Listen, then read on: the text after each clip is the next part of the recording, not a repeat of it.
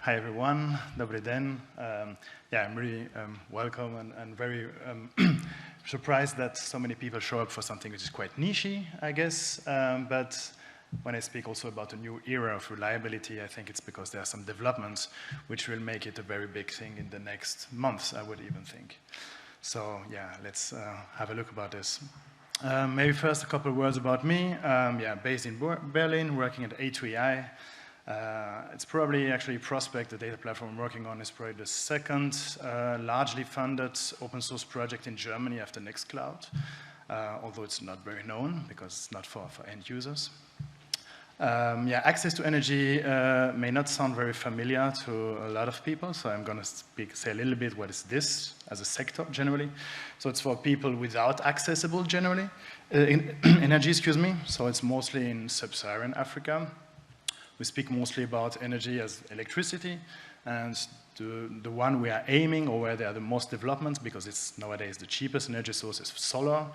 And besides mini-grids, it's also a lot about off-grid installation, so it's where there's no cable who bring the electricity, but they have their own, or shared solar panel, some inverter, and some battery. But it's also about energy is not strict electricity, it's also a lot for cooking. So we speak also a lot about clean cooking. It has a lot of impacts. This is, for example, when people go to live into urban areas, they bring their culture and customs. So a lot of people, and it's generally women, cook in a closed room with on open fires. It has effects on the life expectancy, which can be like 20 years less. It has effects on deforestation, so it affects on carbon savings, a lot of things. That's about access to energy. But now let's go back to what you really want to hear about is Python. So here's, in short, the agenda. Maybe to get an overview, like who knows about snapshot testing? Yeah, I would say 1/4, maybe 1/3. Who knows about the inline snapshot library? Wow, that's like 5 persons. Okay. So I guess less than 5 of you have a star on GitHub. If I counted well, so this morning I had 523. Let's say if this evening it has 30 stars more, I would consider to have done a good job. Let's see later. So snapshot testing, very generally, usage evolution. Snapshot testing, like outside of programming, if you want, as maybe not so many people know about it, like, for example, you take a guy who has a t-shirt from the EuroPython 10 years ago, and 10 years later, you see if he still fits in. And if you see a little belly, maybe you add some dirty equals, that it's not exactly the same, but it still kind of fits. That's snapshot testing. Now, on data structures, it's especially interesting if you have complex data structures, if you have dicts, and if you have deterministic output. In the past, or maybe still nowadays, but I think this will change really quickly, it's a bit disregarded by devs with wrong assumptions that it's just for front end, people know the snapshot testing from Playwright and so on, or that is also something very slow, it will dramatically slow down your CI test suite, and that's not true. Some other thing, it may be very verbose, pollutes your repository. Well, that can still be true. It's a bit up to you how to use them, where to store it, how to organize your tests. I think one of the major use cases is large output testing and refactoring. For this, I don't see other very good alternatives. I'm going to talk in this here really almost exclusively about one library, which is inline snapshot. There are actually other libraries in Python to do snapshot testing. I will try to give you some of the reasons, here some listed, why I really love this one. So I'm not the creator of this library, I'm even not the maintainer. I'm just a user doing sometimes some peer reviews, reporting some issues, or I gave a tiny contribution, but Frank Hoffman is the creator, and he's super reactive and very helpful. So if you start using this library, don't worry, you will get some help. It's still pretty early stage because, when you speak about snapshot testing data, we speak about literally all kinds of data, all kinds of outputs from all libraries, and it's just not possible to have a test suite that covers everything. So as new people will come, new bugs will be found. Some can be solved via workarounds. I'm going to tell a little bit about this. Some might be fixed also in the libraries itself. It already happened for several major libraries. Yeah, I'm going to start with the simplest example I could think of. So you might think, okay, simplest, this number sounds weird. Yeah, 192, that was actually the number of sessions at this EuroPython conference that I could grab when looking at the HTML DOM from the schedule last week. 0.5 is the average, almost median duration of the talks in hours. And 3, the number of days of the conference. So you may have an idea what I was testing like. But before I tell, and you might still think, or maybe it's even too easy to think about it, let's see how it behaves. So it's very simple. I wrote the test that was there before. I just add on the other side of the asset snapshot as a function call. And then I run PyTest. There is 0 configuration. It automatically sees, if you have it installed for sure, inline snapshot, that it's there, that it's active. PyTest will see that it's using it. And it will create a snapshot the first time. So when the snapshot is empty, it goes directly into the creation mode, and it informs you that this is created. It still fails because it doesn't consider having it created that it's true. You might still change it, but that's the current state after the first test. You can commit this. And as you may see, there is also an extra line on top of the def.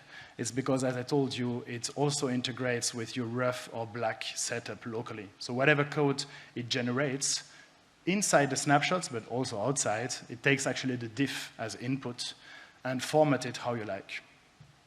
So I think that's really, really nice. And the diff is, in my opinion, also very explicit. So now, if I rerun it and I decided, okay, I have a look again into this HTML and found out that there are 195, which is probably not the truth right now, but whatever, the value may change. So if I rerun PyTest, and I can use it however I want, I can link the file, use -k, I mean, it doesn't change anything to your current setup of PyTest. It will, the first time there's a change, not create it automatically, but prompt me if I accept this change. And it will do this for all the changes you have. So in that case, I may want to review it and accept it or not. I think this looks pretty good. So I accept it, and then it just tells me one more time that it failed having incorrect values, but actually it changed it. So if I rerun it, it's going to be then correct, asserting against 32.5. Okay, you may not yet have a concrete idea where to use it. This is really, as I said, it was the simplest example. As it integrates actually so seamlessly and creates such a minimal diff towards what you may know about PyTest assets, you may think, okay, why should I use it? But once you start using it, at least for the tests with deterministic output, you'll never go back. Okay, so here maybe some potential inspiration from our at Prospect, the data platform we're using, real-life use cases. PII is personally identifiable information. There was a talk about that also. It's actually, yeah, whatever cleaning function or dicts modificating functions I use, I guess are very good examples. Currently, we have around 200 snapshot-powered tests in our test suites. And they are all target the slowest tests, and it actually barely impacted the test runtime. So it's really increased by less than 5%, but since we didn't introduce them at the same time, introducing gradually, in that time we also added new tests. So I can't promise exactly what is the diff, because a lot of the new tests I wrote them only using snapshots, so I cannot compare exactly. But adding new tests and kind of complexifying the slowest tests, it only raised very minimally our test runtime. So I can tell you that the impact on performance is very close to 0. Yeah, if you're willing to also, you don't hesitate to check our Prospect server repository on gitlab.com. Yeah. Where to start it? Where to start using it? First, start gradually. How we did, don't start a big hackathon or one sprint of refactoring all your assets and so on. No. Use maybe a new feature where you think, okay, writing the test for this is going to take a lot of time, it's going to be painful. Use it there, get to enjoy it, and then maybe you try to find some low-hanging fruits. where you would change it, especially big outputs. Yeah, and here, as you see, like some of the tests where you're testing the representation of an object, actually, these are the ones, replace them as soon as possible, because Snapshot is using ref. So you don't need to test it. You just assert the object against the output of snapshots. Also, when there's these two dicts or model them from a data class, just use a snapshot beyond. You won't need to take care about the other side. Also very common, like if you have a big structure, you will test just the first line or the first two lines because they're supposedly the same, and it's painful to write this test. But as you will see, like writing and maintaining the expected results, as it becomes fast and easy, you will get rid of testing only against some attributes, characteristics like the length. Also, it's very common to test just the length, or set of keys, or the first result. We all do that, right? I think at some point we're lazy. We don't want to write the big assets. But now we don't need to anymore. So this is the game changing. Okay, to help you to get an idea about where to start and what for to use it, I decided to give a look at popular libraries and where it could be used there. So actually I start with the least known one. Probably not so many people know it. But Box is, for example, used by Dynaconf, so for configuration settings and so in Python.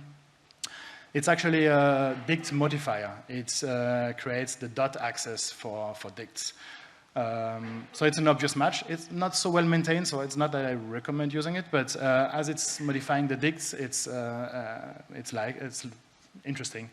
So here's one of the tests they have in the repo. And I shortened it, actually. It's bigger than that. And yeah, I wouldn't want to be the guy maintaining it or having, when a test failed, to look where it is. So very simply, like, yeah, I didn't want that. But does anyone in the room is willing or actually had to write a test like that? Who had to write a test like that? Yeah, okay, so half of the room. So half of the room will get its life easier very soon. So when you do that, generally, like so I don't know, maybe you have some better techniques which you can tell me about, but I would be like running it with -VV, raise the verbosity, and try to look and scroll over the size, copy-paste it, remove whatever strings are interfering, the color, or transforming the quotes from single to double quotes, or I would put a PDB, print it, pre-print it to be as close as possible to what is there. Yeah, just forget about that. Equal, equal. Forget also the sorted. Don't need to sort on both sides, I guess. And just snapshot as a function call. Boom, created, you're done. Pandas, I think I told you, right? It's cool for ETL, it's cool for data platform, data transformation, it's what we're doing. Here I've mixed actually two tests from test files in the Pandas repo. First one, I find it a little bit weird, isn't it? Like there isn't an asset, they're just representation call. So maybe it's kind of a smoke test. They assert that it's not crashing, but else, if someone is looking for a first contribution to make to the Pandas repository, maybe there's something better than could be made out of this. But here, very typically, you would just assert data offset equal snapshot, and you will test actually the result of the representation, and not just that it will run without exploding. And also in the later part, also remove the ref, just b quartal between double equal snapshot, and then the value will be there. You don't need to define it in separate functions. Fast API. I also told you that it's great for APIs, right? Especially when you have JSON loaded into dicts. It's the kind of test you don't want to write, you don't want to maintain. Also, if it's depending on external source, it's subject to frequent changes, it's painful. So this is actually part of the Fast API tutorial. They're really great, actually, the tutorials of Fast API, because they also contain tests for all the tutorials, so which is really great to learn. And they're very good tests also. But here, it's a JSON, it's a very big dict. And also there is some fanciness, and actually I reduced very strongly. It's much more than that. The components is full and there are other parameters behind, and I struggled a bit the linting so that it's hopefully readable in the whole room. So yeah, there's a schema that can vary. That's the part which is a bit, excuse me, that's the part which is a bit particular. You see, we're using also this isDict, which comes from dirty equals, because the dict themselves can be of slightly different shapes. Yeah, not great, not so easy to maintain. Now, FastAPI is actually one of the library which already embraced inline snapshot. And there is in test utils the following helper, Pydantic snapshot. With this, we can actually very simply rewrite to the following snapshot. And then this would be the answer when you run it locally. And you'll notice that actually, in that case, when you want to use output that varies, you need to use snapshots of snapshots. So you can embed snapshots inside snapshots. It's pretty cool. It's just a little bit more work because you need to run it iteratively to go through the snapshots. So now if we look at schema, I highlighted it a bit bigger. It's just the dict which is inside. And that's the dict for our version. Actually, if I go back there, excuse me, it's here. You see this isDict as the schema, and there is then a or and another isDict. Does anyone actually has, I don't know how many people use FastAPI or familiar, anyone has an idea where it could come from? I don't see hands, I don't expect necessarily responses, but FastAPI uses Pydantic for serialization. Here we're actually taking the OpenAPI.json, and it's compatible with Pydantic v1 and Pydantic v2, and the results are different. So to keep a test consistent across various versions of library, you can also use snapshots with different versions of snapshots. So this is the first round you do, and then you would remove actually the dict behind schema, and you will use the function which I explained before. So you would have Pydantic snapshot as a call, v2, which is then going to be snapshot itself, and v1 snapshot itself. Then you're going to run it locally on your machine. It's going to fill the v2, and then you will need to change your local setup or go to another system and fill in v1 again with a new create run. So it may take a little bit of time, but it's actually a very future-proof system. And for sure, if you use systems like Nox or Tox, you can also feed the different versions at once, or at least for every first run in the various version of Pydantic or whatever library you are depending on. It's a bit complex, so I'm not going to go through all the slides, but I hope you get the idea. I'm available for more details afterwards. The talk is not so long, excuse me. So, okay, other features. Fixtures meet parameters was the name of a talk a bit earlier, which I was unfortunately not able to assist. But snapshots can also be passed to parameterize. So you can parameterize your, the fixture used in parameterize can be also automatically generated. So I think a lot of people who use parameterize use the input and the output. The input is cool, you want to know what you test. But the output you don't want to always like generate it. Use snapshot there, it's solved for you. Dynamic content is also a nice feature. You keep the control. For example, the output may depend on the version of the library you're using. It's displayed somewhere else. So you use isDict as to replace one part of the snapshot, and this part is then dynamically generated inside the snapshot. And customized reps is super powerful, as you can use it for really any possible purpose. For example, snapshot functions, if you use functions in, for example, a register, not only by their name, but also by their module path, if you want to distinguish them. Or whatever actually thing you snapshot, you can overwrite the rep, use it for other libraries. Now also, there are some limitations. Unfortunately, it's not absolutely perfect right now. It's still in progress. It does not work with xdist. So for a very, very big test suite, that's a bit problematic. There is actually kind of a workaround.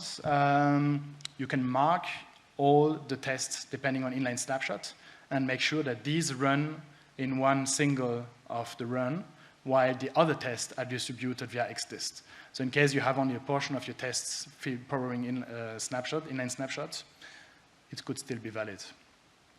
And the other one is only CPython. It's possibly due to the dependency of Time Machine. I don't know who uses it. I also very much recommend, if you work in CPython, the Time Machine as better alternative to freeze gun when you need to change time in your tests. Yeah, some extras. So inline snapshot is for insider. I said at the beginning that it's something that is a sponsorware. So if you sponsor Frank Hoffman, you'll get access to that. Excuse me.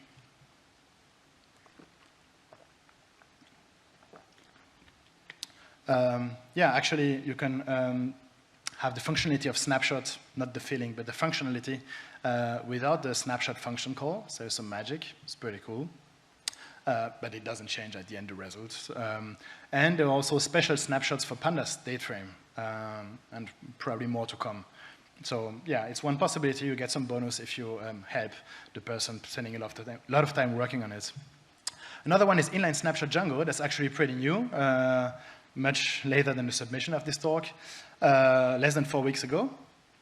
I don't know who uses Django, but asset num queries is a kind of go-to test utils that you will use if you want to make sure that your code is performant, especially that you don't fall into the n+1 queries problem.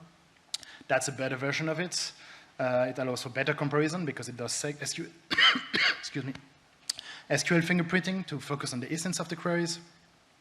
And as it's new also, it will have new features like snapshotting of views. And about this, anyone willing to pick up the SQL fingerprinting part, which Adam Chain, the creator, put into a separate library, and to port it to SQL Alchemy. I don't know if people are using SQL Alchemy and depending a lot on which queries are done, but that sounds like a very nice combination of two libraries to have a very powerful module. And I think also as a kind of caplog on steroids fixture that could be possible to achieve. So I don't know who uses caplog as a fixture for the PyTest, but it's pretty nice, but the output, the comparison is, it just has all data. And using snapshots, I think there could be some, yeah, a really nice way to use it in a more handy way. Yeah, and I thought I should quickly mention that I'm not the only fan of inline snapshots. So yeah, some guys maybe a bit more important than me in the industry also value it a lot. And yeah, here are some key takeaways. Yeah, about diff visualization. I think inline snapshots helps to respect the Zen of Python. Readability counts, also the Wi-Fi password at the conference. Because I think readability shouldn't apply only to code, but also to tests, and also to test failures. Because once you have this, you saw a bit the diff when there was when the test was not passing, excuse me. It's so much better than the actual output of PyTest. And that's something that matters, and I think should matter. Excuse me again.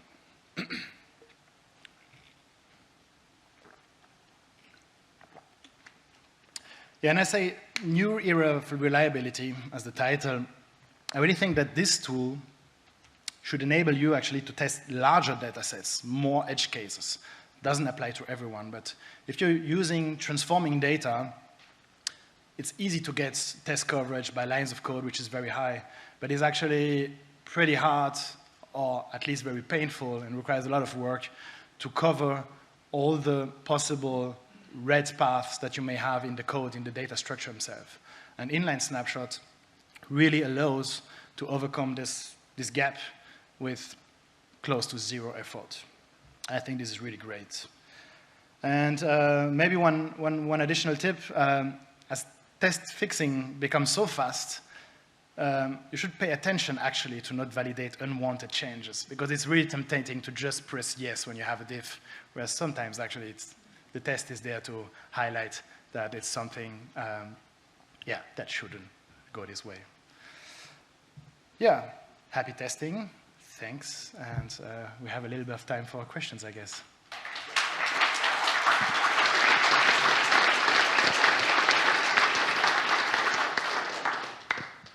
Yes, please, questions. Come to the microphone in the middle of the room. Then we will have online questions available as well. So if you're too shy, you can submit the question to the Discord channel and we will read it. Okay, hi, thanks for the talk. So I'm wondering, because one of the purposes of tests is also like to document the functionality, And for this, it's good to explicitly see the output. So is there a way how to keep it as simple as it is here, but also to preserve this? It is. So as you see here, maybe this was not clear enough for my talk, excuse me. Like at the beginning, you would put like response JSON equal snapshot. This is how you start. But actually, you haven't done anything now. You need to test it running the first time so that it fills it with something like this, which might be already good or not. Here it's not good because it documents only your configuration with Pydantic v2 in that case, and not the possible variations. But that's the first part. And you commit this to the repository so that the next time you run this code, so it's actually almost the same, except that it's embedded in the snapshot function call, one or several actually, since it can be nested. So you still document exactly the same way. And also you might think like the important part of such a big dict, you might extract it to a separate variable to highlight that this is very important. You can do exactly the same this way. You can extract a part as a separate snapshot and define it in an upper way so that you can add a comment. This is the critical part. Make sure that this stays this way or whatever you want to do with it. Okay, so this is auto-generated. This is auto-generated, but it's committed then to Git. Okay, Sorry if this was not clear. Thank you. Thank you for the great talk. Can snapshots also be images? Actually, I never tried, and I guess no, because it uses ref, but it may depend actually on which library you're using, how it is handling the ref, and you might be able to put a customized ref for the classes you have beyond the image to actually take the bytes of it and snapshot testing the bytes. I think this should work. I never tried and never saw it, but I think it should work. Don't consider that as 100% answer. Yeah, and another question is, we're doing snapshots on images not using this tool yet. But the problem that we have is that on CI, the images are sometimes different than if you run it locally. Can I, like, and it looks like you have to commit the sort of new ground truth locally. Can I also, like, let CI generate this new snapshot and then copy it in locally so that I can commit it or something like that? Technically, yes. There is actually something which I didn't mention. In CI, automatically, but this can be overridden actually by specifying flags. So I didn't, the create, fix, and update, which I slightly mentioned, are actually depending on flags. As it's zero config, actually it makes a good guess. So if it's in CI, depending on n variables set by the various CI system, it will automatically go into disable mode. So actually in CI, it will completely forget about the snapshot thing and will compare exactly against data structure so that the performance loss is 0.0 in CI. Now you could pass some flags to force an update. The problem is I don't know, since you need to commit, you would need also your CI job to have the rights to push to the repository, which is possible, but it's tricky. Yeah, and must be conditional because I want to check the new image. Well. Yeah, so probably what you need, well, you would need to have a helper like the other, like a function with two different kind of inputs, and you would probably say, take this snapshot if you're local, or this other if you're in CI. So we would use one of the global env that is defined in CI, like is GitLab CI run set, then use this snapshot, and if you're locally, use this other snapshot. This actually is possible. Thanks.